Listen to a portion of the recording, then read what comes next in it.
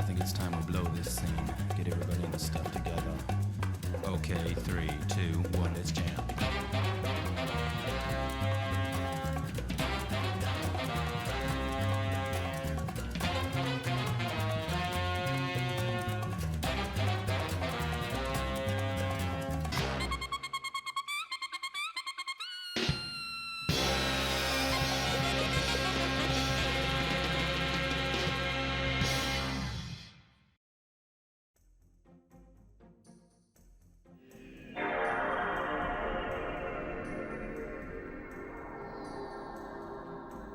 So, here we are once again, amidst the dead air whilst we wait for more details on Halo Campaign Evolved.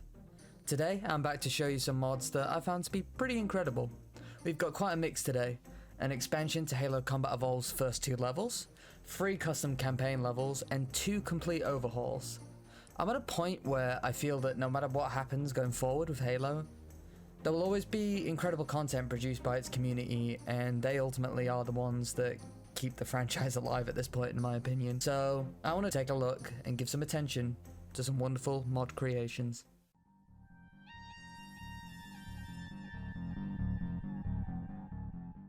Okay, this one's going to start with a bit of a history lesson, but stick with me because I promise it'll make sense. Back in 2006, a team of Halo modders, going by Team CMT, released Halo SPV1, which overhauled Halo Combat Evolved's graphics, added content from Halo 2. They then went on to begin working on Halo SPV2, which was set to be a massively ambitious upgrade to the SPV1, developed over the course of 4 years. However, unfortunately, this project was scrapped, and across the internet you can find pieces of scrapped content and concepts from that mod. So you're probably wondering, why is this relevant? The mod that we're looking at currently is Halo Combat Evolved Extended, A10 A30 Demo, which is just the name of the levels. Halo Combat Evolved Extended incorporates cut content from SPV2, such as its extended levels, and uses them as a foundation, and then builds upon it using other mod content from members of the community to create an expansion to Halo Combat Evolved's campaign, or at the very least the first 2 levels. Thank you for sticking with me on that one. Class dismissed. Well, actually, as a side note, Team CMT actually created Halo SPV3 in 2016. I might look into it one day and make a video on it. Halo Combat Evolved Extended, in its demo state, takes the Pillar of Autumn and Halo from Halo Combat Evolved, adding entirely new sections, weapons, enemies and allies, without the entire graphical overhaul that Halo SPV2 incorporated. If you compare the two, it's quite noticeable how the UI is different, but it also kind of feels like a different style of Halo in SPV2, whereas Halo Combat Evolved Extended feels more like Halo's original theme and design. One thing you'll notice right away is that the sandbox has been completely changed. Existing weapons, such as the assault rifle, have been given different variants, such as one with a mounted grenade launcher and one with a silencer. Weapons from Halo 2 are present, like the SMG and Covenant Carbine, alongside some cut weapons unearthed by the dig site team, like the Excavator, the Covenant shotgun pistol thing, and the SMG, but not the Halo 2 SMG, the beta Halo content SMG. There's also entirely new weapons, such as the Commando Rifle, which was first seen on the cover of the Halo Ghosts of Onyx book, and the GM28 Light Machine Gun, which resembles, you know, the mounted machine guns from Halo 2? Speaking of, there's a deployable mounted machine gun you can pick up, which I think is really awesome. It's quite janky, if I'm honest, but it definitely gives you more options in combat encounters because you can place it wherever you want, so you can make your own chokeholds. That's pretty cool. Halo, as in the mission, has a lot more vehicles and vehicle sections in this mod. Most of the vehicles are vanilla and dig site vehicles, such as the Spectre from Halo 2, but there's also inclusions like the Phantom and Kestrel, although you mostly see enemies and allies respectively pilot these rather than you yourself being given one. There is also an anti-aircraft Scorpion, which was really fucking cool, although when it's introduced I have a bit of a confusion, and I'm hoping that it's just me being stupid. There's a section in Halo where you can cross narrow bridges to this Forerunner structure. You clear it out, and then like this cinematic scene begins where a Pelican drops this Scorpion.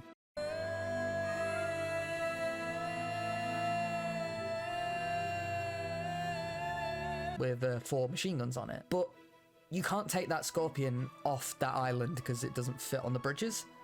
They just can't get across it. I think it was just kind of a silly mistake that happened. I don't think it's worth any criticism or judgment, but I'm genuinely curious if there's some reason that I missed for this. In the mod's description, the creator expresses that they took a tactile approach to the sandbox, not wanting to overload the player with all these new weapons immediately, instead distributing them out across the campaign. So some levels, weapons will be present, and in others, they won't be. I like this approach. I feel too often we find two weapons that we like the most and only want to use them. For me, it was the plasma rifle and the assault rifle. I know, weird in Halo Combat Evolved, but I love that shit. But with this approach, we're forced to experiment and explore the sandbox, which actually results in finding weapons that you didn't even know you'd like, and then you do, which is cool. They also expressed in the description that they didn't want weapons that function similarly to both be available at the same time. And this is something that I'm actually have a lot of respect for, and I don't really feel like I see. Their approach keeps content exciting for longer throughout the mod, especially given the goal of this mod is to extend Halo Combat Evolved's runtime meaningfully, instead of just stretching it out without considering how boring that could be. So, for instance, they highlight that there's two light machine gun weapons, one of them being the GM28, but they didn't want both to be available in the same level, because then there's two guns that basically function the same. You're going to choose the one that you've probably already stuck with, and it's pretty boring. But if you introduce it in a later level, and you don't have access to the old reliable, that's something new to discover. It's more exciting. My personal suggestion would be to add some weapons in more hidden locations, maybe, if you're worried about availability of weapons. It would reward exploration and gives you the chance to add the stuff that you're not sure where it could go or where you want it in, but you don't want it to be so available that it loses its, like, specialness, I guess. Now, I'm going to talk about the most exciting part of this mod for me, which is the levels themselves. You'll immediately notice when you enter a section not belonging to the original level. The mod creator has essentially made an incision in the original level, split the two halves apart, and then added their own section, which sounds kind of lazy, but I do promise you that's not the case. It's thrilling, because you go from a comfortable experience you're familiar with, to suddenly this new terrain, encounters and enemies you don't recognize, then after all of that, you're suddenly thrown back into the original level, and you're like, ah, so that's how they did that. I love it. And these new sections feel authentic to the original Halo Combat Evolved experience. They really do feel like extensions instead of out of the place sections that don't match the rest of the level. They even have some pretty funny transition titles, which I thought was pretty cool, such as when you enter a warthog bay on fire in the first level, and it says, early warning sign, obviously referencing the final warthog run in the Maw. You'll even recognize some familiar sites, as the mod creator has incorporated terrain from mods such as Operation Mercury Rising, which I've covered before, whilst designing their own enemy encounters in these sections to make it not just one-for-one copying. It was fun to see these areas I've once played through painted differently. I feel as though a lot of people, when they initially see the aim of this mod, I feel as though the missions may be too long, especially Halo, which, due to engine limitations, has been split into two different levels. I assure you that there is enough content here to keep you entertained and engaged. One of my favourite aspects of this mod is the AI and how it helps immerse you into the environment. At the beginning of what I'll call Halo Part 2, it's just the second half of Halo, a base defense section occurs, but the AI will engage the enemy, move to meet them. The airspace above is littered with the UNSC Kestrels and Covenant Banshees dogfighting, which, honestly, it felt good. The design was brilliant. You're moving from the left side to the right side, defending, you look up to see what's going on, occasionally a Banshee will strafe you before getting distracted again. It felt really fun to play. During the Pillar of Autumn, you'll enter combat engagements with Fireteam Raven from the Halo arcade machine, protagonists in their own right, fighting before you got there. It all feels very alive, and I love that. So, I'm gonna level with you. Pun not intended. I didn't even realise that when I was writing the script, but that's a pretty good pun, that. Anyway, when I first played this mod, I was kind of disappointed. Not with the quality of the mod or anything like that. I just thought that the blatant use of other people's work was akin to, theft is a heavy word, but it felt like even though it was credited, it had just been put in there for the sake of it. But after I sat with it for a while and thought about it, I realised that part of what keeps a community alive is the contributions people make to it out of love. And here, it's not theft. These contributions from other creators have been used to form a new mod in its entirety. It takes what people have already made and builds upon it, and I feel like that's how a community grows, and how a modding community especially grows. People create things for other, like scripts, resources, assets, other people use it, make their own things with it, and I think that's really special, and I'm glad that I realized this and covered this mod, to be truthful. Overall, Halo Combat Evolved Extended is a really cool demo made by someone who clearly cares about making an enhanced experience, while sticking closely to the source material, that being Halo and also SPV2's level design. Use of other people's creations and tags is tantamount to the Halo community experience and what keeps it alive ultimately. It's like, how can I say it? It all feels like a wholesome domino effect, and I feel like this mod embodies that a lot, and I can't recommend this enough. As a side note, I've never done this before. The mod's creator put in the description some bits of feedback they wanted, so I thought I would give my feedback on it. So one of the things they ask, should the Pillar of Autumn be split into 2 levels? I feel as though it's fine being a single level, if I'm honest. It's the first level, meaning it's an introduction, and I think what's been added to the Pillar of Autumn serves as a good introduction to the mod creator's intent with this mod. I'm not against levels being split into 2, as long as obviously it's like meaningful, but I'd save it for missions that you could do more with. Even if you wanted to say split them more into 2 parts so you could work with the Pillar of Autumn setting, like in the first mission, but I feel like that level's more rewarding. The first level, Pillar of Autumn, it's already extended. It introduces you to the fact that these missions in this mod are going to be extended, but I don't think it needs to be super long. I think it's good as an introductory level. Sandbox elements earlier on.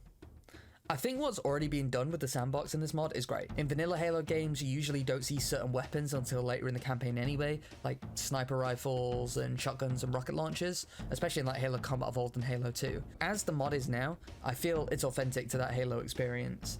I feel if you could get access to most things early, it would kind of lose its excitement later down the line because you've already played with it, you know? This one, are the Half-Life scientist lines too immersion breaking? Now, we all know I'm biased as fuck on this one, but I love Half-Life, and it's funny, and it pay homages to something the mod creator clearly likes a lot, so I'd keep them. I don't think it's really out there for Halo, especially considering like the grunt lines in Combat Evolved. I think it works out pretty well.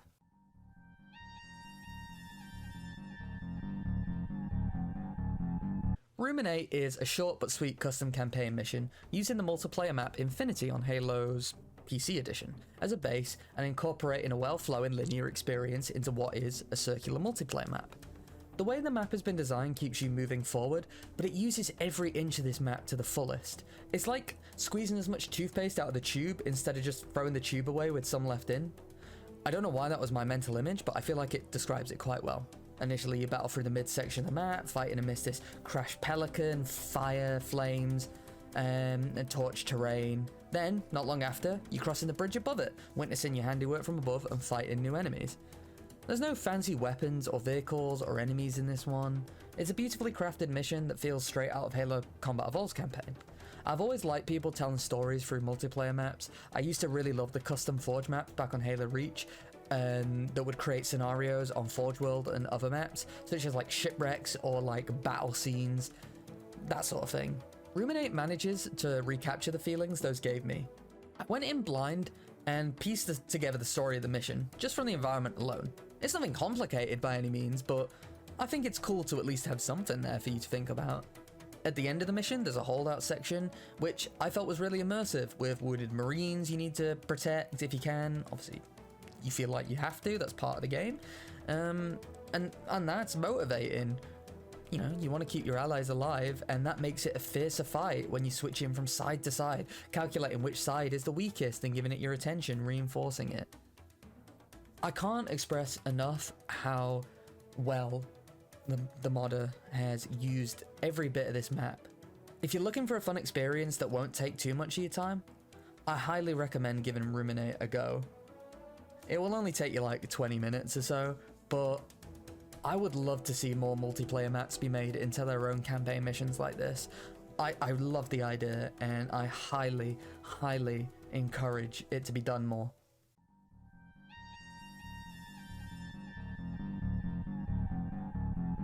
If you're listening to this music and you have that nostalgic feeling in your chest, thinking of the simpler times when you were Commander Shepard and this was your favorite channel on the YouTube, perhaps you're like me. That was terrible. Growing up, I loved both Mass Effect and Halo, so when I saw a mod that combined the two, let's just say I massed on it, and yeah, when I say it, I mean my relay. Halo Effect is an overhaul for Halo Reach that completely replaces every weapon, enemy, sound, and music for that of Mass Effect's. Currently, it's only a playable demo with 2 missions, but the amount of content available is pretty crazy for just a demo, so let's get into it. Firstly, weapons and Spartan abilities have both been cleverly converted to resemble the weapons of Mass Effect 1 and 2. Every weapon in this mod reloads quickly without any animations, but they are all susceptible to overheating, much like how weapons worked in Mass Effect 1. But you still need ammo, which replicates how the thermal clips worked in Mass Effect 2. You'll find yourself wielding iconic weapons, such as the Tempest, Avenger, Vindicator, Geth Pulse Rifle, and Mantis, to name a few. I'm not going to pretend I'm knowledgeable about porting models between games and such, but every weapon looks and sounds identical to the games they come from. It's really impressive. They feel satisfying to use as well. Maybe it's testament to Mass Effect's balancing, but the mod creator has managed to capture what makes each gun unique and worth using, and I think that's worth mentioning. Where the Tempest spits lead for longer, the Avenger has a tighter spread and harder hitting rounds, but can't be fired for as long. You gotta make those shots count. The Geth Pulse Rifle is weaker, but continuous fire increases its rate of fire. The options are limited right now, but what is currently available is very impressive. Grenades felt a little clunky to me, but admittedly I didn't really use them much, so I can't really say much about them other than that they're there. Now, one thing that is really cool is Spartan abilities have been used to replicate the various tech and biotic abilities in Mass Effect, such as Tech Armor, the Omni Blade, and Biotic Throw. I was genuinely taken aback by their implementation. I thought they'd feel kind of lame, but no, you can really turn the tide of battle, and they're well animated too, especially the Omni Blade. I feel like they're all custom animations, which is great.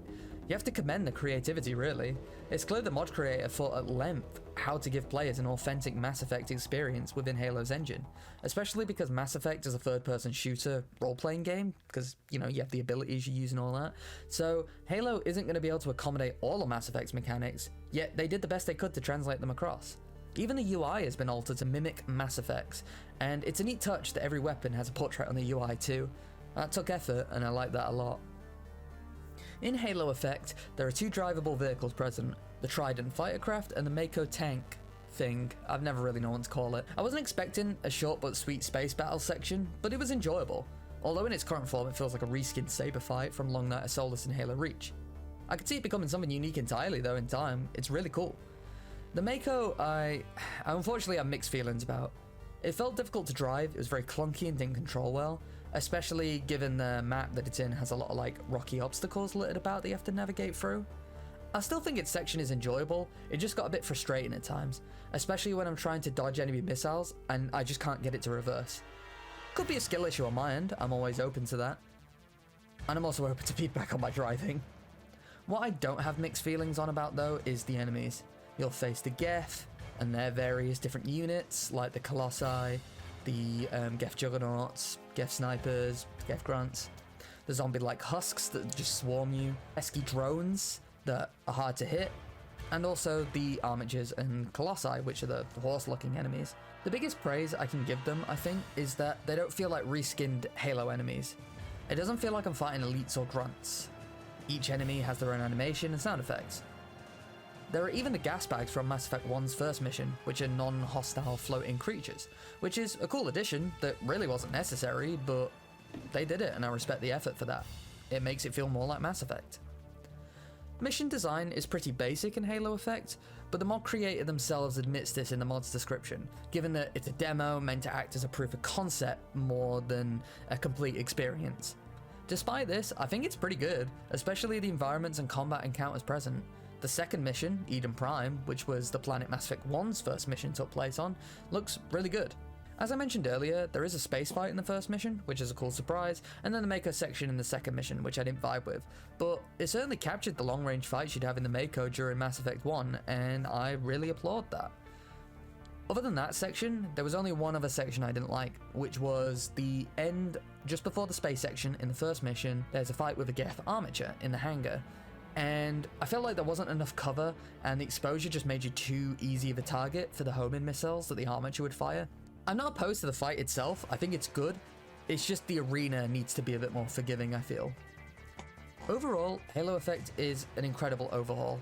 Translating Mass Effect's gameplay over into Halo is a commendable task that would require a lot of effort, and it's been done fantastically.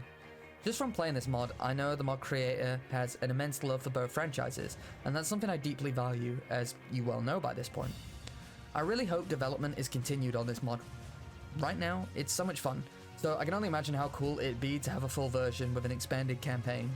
And if Halo Effects creator happens to be watching, please add the M76 Revenant and my life is yours. I fucking love that gun so much. The light machine gun for, oh, please, please. Ares, add the M76 Revenant and my life is yours. That was so terrible.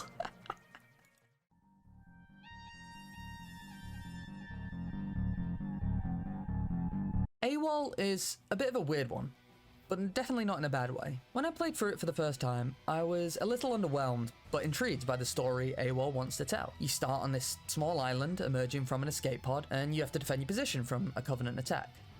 As you push your way off the beach, you stumble across this small outpost, and you hear the familiar shots of a sniper rifle ringing in the distance, which brings you comfort as you take out the guarding Covenant grunts and elites at the gate.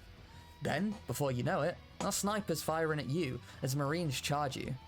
The twist is excellent, as the mod plays with your expectations, that comfort that you've developed because you never actually fight Marines in any of the Halo games. And you start the mission with a Marine ally too, so it brings you a lot of comfort hearing those familiar weapons. I soon realised though, after being attacked, those sniper shots were likely aimed at that one Marine ally I fought with on the beach, which is a shame. Rip Marine. I love you, babes. Before I could do anything new with that information, I just kept getting ambushed by hostile Marines. It's a quick subversion, and it doesn't give you the time to process it.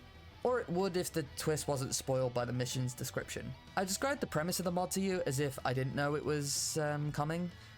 And I did this because I feel that this mod is a strong premise, executed well on a small scale in a small custom campaign mission. I just think it's a shame that this twist is the advertised part, but I do get it. I do get it. It's the main attraction of this mod, and so that's how you get to pull people into it. I just think it's a shame because the build-up is short, but impactful in my opinion. I feel like there's a lot there that's strong and should be recognized. Now that I've explained the main part, let's talk about the other aspects of the mod. AWOL plays more like a proof of concept, how a mission could play out with a twist not seen in Halo before, which I immensely respect. It gives you the chance to face off between combined Covenant and human enemies within an environment that has been beautifully crafted, with secrets to be discovered, rewarding you for exploring. Environment design is really strong in AWOL.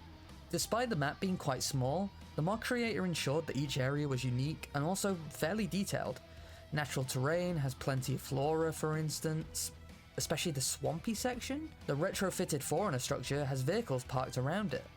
Rebel Outpost has weapons stored within, and there's been barriers that have been erected both using man-made structures and the environment, such as big tree logs to bottleneck you. It all feels thought out and designed with intent.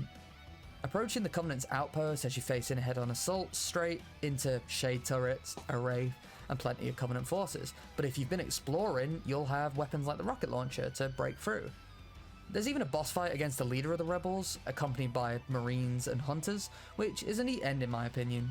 My only negative feedback for this mod is that there's no music, which makes the mod feel a little ominous, and I think could greatly benefit the mood of the mod. AWOL is a fun bite-sized experience I think you should check out.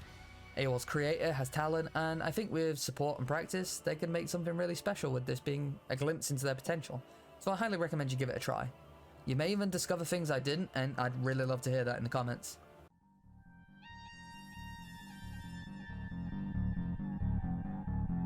Have you ever wondered what it'd be like to play Halo 2 in Halo 3's engine? To be an ODST during the beginning of Regret's invasion of Earth where you didn't get flung off into a random corner and wake up at night as a rookie?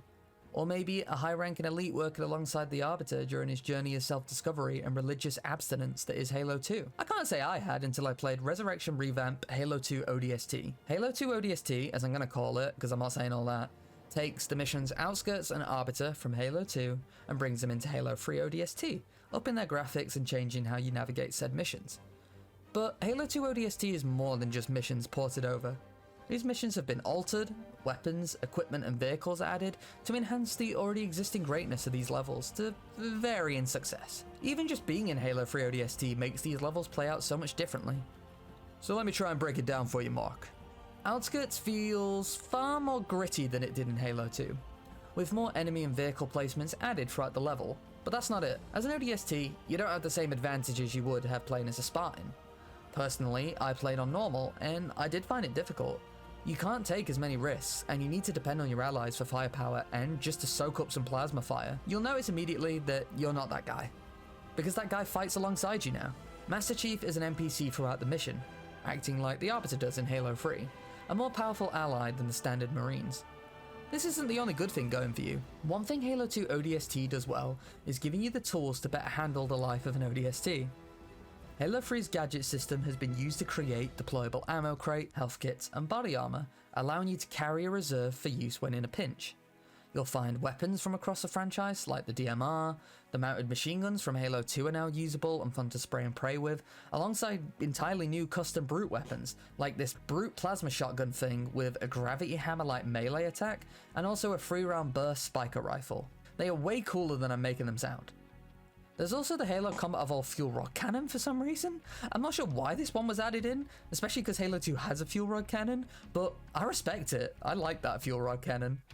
Basically, what I'm trying to say is you've got plenty of tools for the job. Another thing that sounds kind of fucked up, but works to your benefit, is the addition of civilians. Some armed and some not, which adds more chaos to the mix, but also more bodies to be shot at that aren't your own. It definitely helps capture the feeling of a sudden invasion where there wasn't any time to evacuate, and I love this, which makes me kind of sound messed up. Halo 2 ODST also aims to enhance outskirts vehicle sections by giving you more options, but also throwing more resistance against you. Crossing the beaches now offers opportunities to make pit stops at structures, which have new encounters making you fight for the new weapons and supplies you'll acquire, which I really like. There's risk and reward. One addition as well that I thought was a neat touch is the use of the anti-air cannon from Halo 3's The Storm, instead of the static models used in Halo 2. Whilst it isn't consequential to you in any means, you still destroy it, which it's not a necessary implementation, but it's a fun activity to do along the beach, you know, with the family. Now moving on to the tunnel section of the outskirts, the tunnels are much tougher in Halo 2 ODST, but you are given plenty of vehicles to get you through it. You have mongooses with grenade launchers mounted, an elephant with these 2 mounted machine guns for you to use, acting as this like moving fortress as you push through each Covenant checkpoint. Think of how Dare was in the final mission of Halo 3 ODST.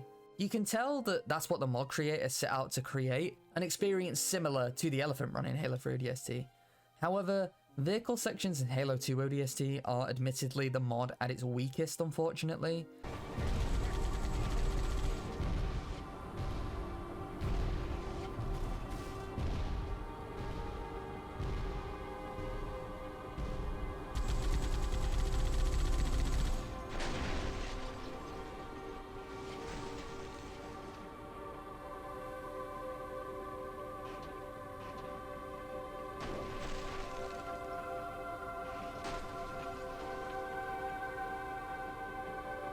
To put it simply, you just take too much damage when in vehicles. On normal, it only takes a few shots from the shadows in the tunnels to wipe you out.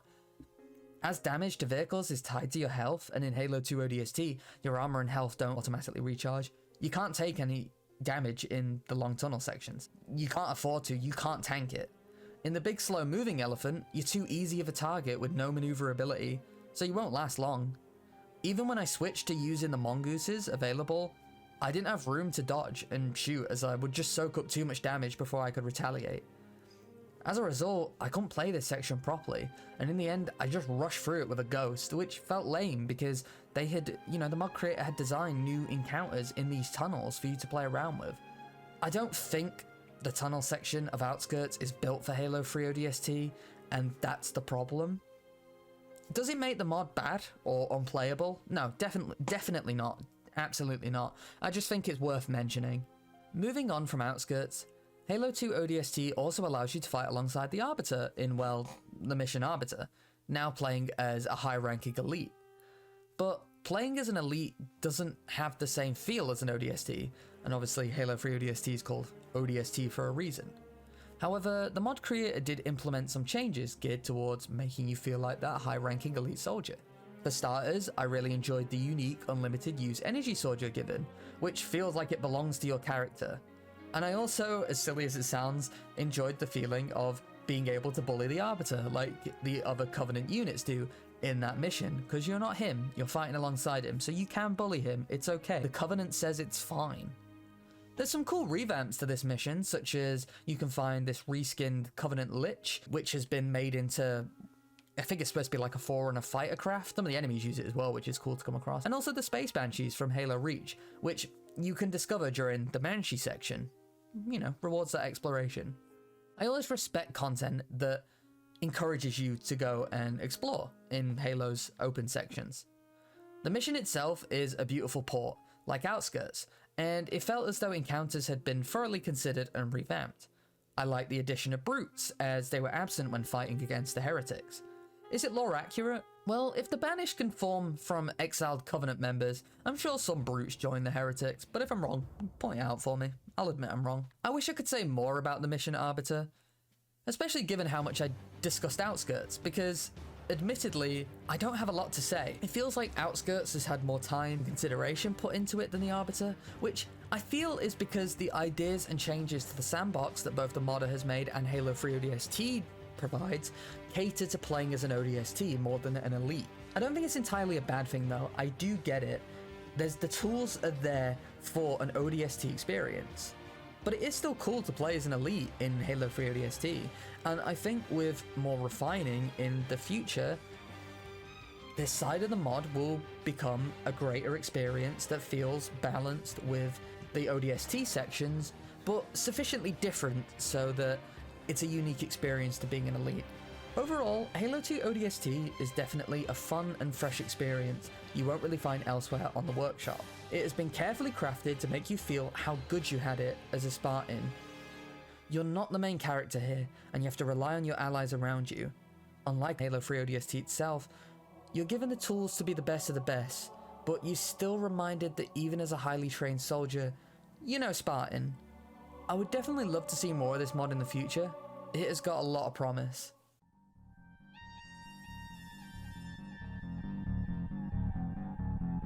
We're quite deep into this video, and I haven't mentioned a comparison to Half-Life yet.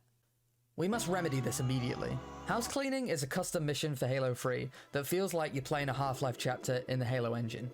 The objective is simple: retake a captured UNSC base and extract, hence the mission's name. But my heavens, is it fun to play? Let me tell you why. Firstly, mission design is peak. There's so much variety in combat arenas, and the connections in between feel cohesive and well connected. Starting with a vehicle segment where we take back the back entrance of the base so we can infiltrate.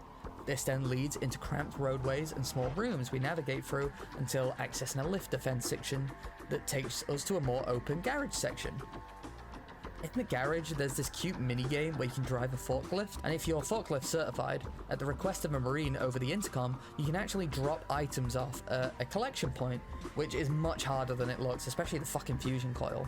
This nets you unique and powerful weapons as a reward. For my playthrough, I got this railgun type sniper rifle and a blunderbuss shotgun, though I didn't manage to deliver every item.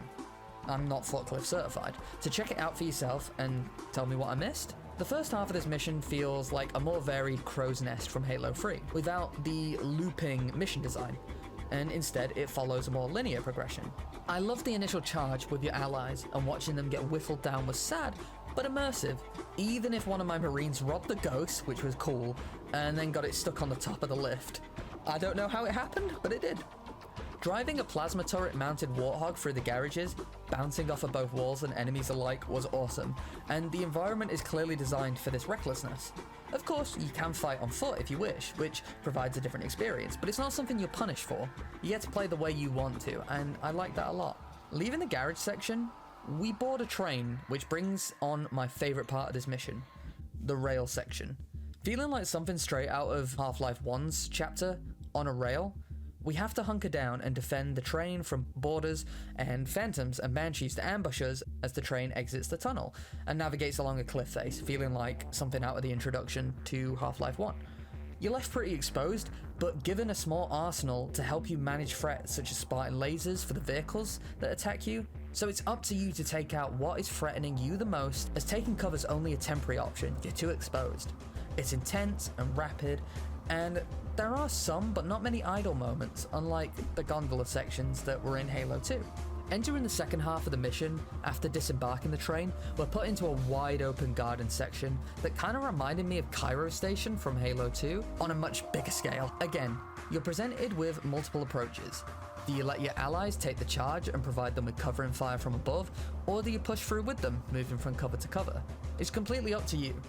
The section's really pretty also, and it leads to my second favourite section, a spiral staircase which reminded me of the hospital from Halo Reach's New Alexandria mission. It's difficult, or at least it was to me, but it feels satisfying to push downwards, exchanging grenades from across the gap, and also from up and down. This takes us to a garage that has this conveyor belt, which you can use the crates it's transported as cover whilst moving forwards. Some of the crates even contain weapons that will serve you well. It's not a unique concept by any means, but it's another creative combat arena that keeps you from getting bored. It spices things up. You get to use the environment, and I love that. Once you've cleared the garage, you're given 2 vehicles to choose from, which will take into a Scarab boss fight. The Scarab fight itself is pretty cinematic, and getting to fight outside again reminds you how far you've come, because you've been inside all the way through this mission. It's a nice climax to a really solid mission. Running you through this mission doesn't do it justice.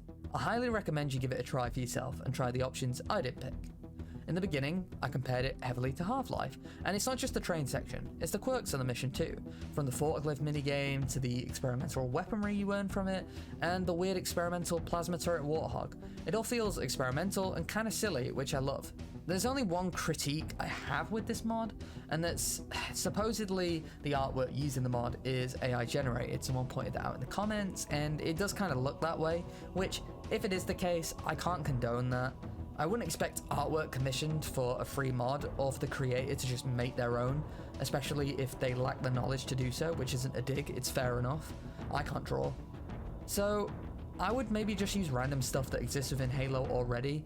If not, then I would just leave it blank, which is a shame, but I just can't condone the use of AI for this kind of thing. Or I'll make some really beautiful MS Paint artwork for it. That's the only change I'd like to see in this mod.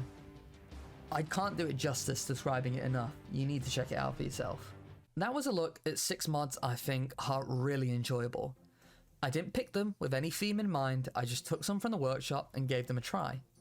A few of you have given me suggestions in the comments for mods to play from different videos, and I'm thinking of making a video dedicated to just those, so please feel free to give me recommendations in the comments. And also, on another note, thank you so much for watching, and also thank you for 200 subscribers. So please stay tuned for more and let me know what it is you want to see. I love you all, and I'll see you in the next one.